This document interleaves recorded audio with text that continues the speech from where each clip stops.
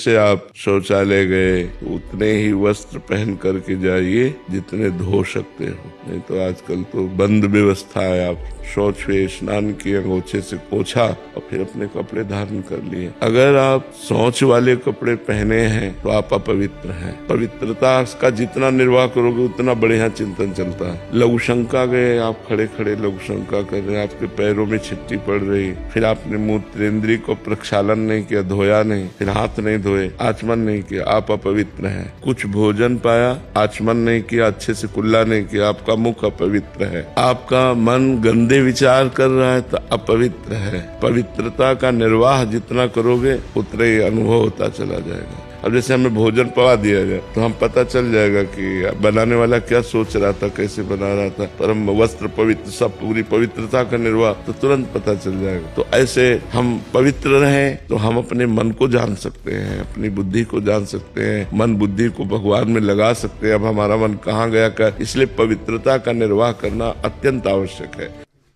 से आप शौचालय गए उतने ही वस्त्र पहन करके जाइए जितने धो सकते हो, नहीं तो आजकल तो बंद व्यवस्था है। आप शौच हुए, स्नान किए, अंगोछे से पोछा और फिर अपने कपड़े धारण कर लिए। अगर आप शौच वाले कपड़े पहने हैं तो आप अपवित्र हैं। पवित्रता का जितना निर्वाह करोगे उतना बढ़िया चिंतन चलता है। लघु शंका गए, आप खड़े खड़े लघु शंका कर रहे हैं, आपके पैरों में छिट्टी पड़ रही, फिर आपने मूत्रेंद्रिय को प्रक्षालन नहीं किया, धोया नहीं, फिर हाथ नहीं धोए, आचमन नहीं किया, आप अपवित्र हैं। कुछ भोजन पाया, आचमन नहीं किया, अच्छे से कुल्ला नहीं किया, आपका मुख अपवित्र है। आपका मन गंदे विचार कर रहा है तो अपवित्र है। पवित्रता का निर्वाह जितना करोगे उतना ही अनुभव होता चला जाएगा। अब जैसे हमें भोजन पवा दिया जाए तो हम पता चल जाएगा कि बनाने वाला क्या सोच रहा था, कैसे बना रहा था। परम वस्त्र पवित्र, सब पूरी पवित्रता का निर्वाह तो तुरंत पता चल जाएगा। तो ऐसे हम पवित्र रहें तो हम अपने मन को जान सकते हैं, अपनी बुद्धि को जान सकते हैं, मन बुद्धि को भगवान में लगा सकते हैं। अब हमारा मन कहाँ गया कर, इसलिए पवित्रता का निर्वाह करना अत्यंत आवश्यक है।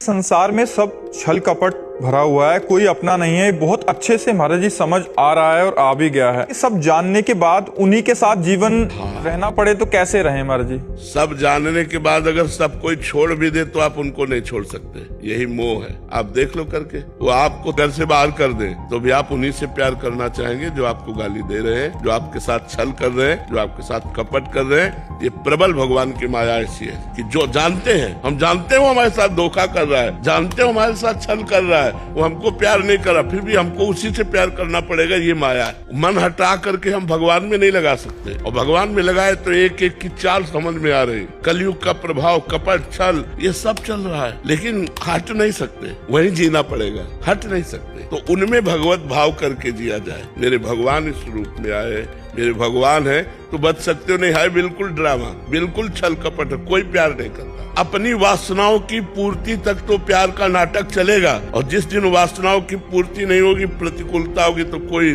प्यार करने वाला नहीं मिलेगा। आप सच्ची मान लीजिए। इसलिए भगवान से जुड़िए, राधा राधा नाम जप कीजिए, सब में भगवत भावना कीजिए। तुम्हारे साथ कोई कपट करे, करने दो, तुम कपट मत करना तो तुम भगवान के लाडिले हो जाओगे। और जिस पर भगवान की कृपा होती, सब सुख उसके सामने होते हैं। इसलिए भगवान का चिंतन करो, भगवान का आश्रय लो, भगवान से प्यार करो।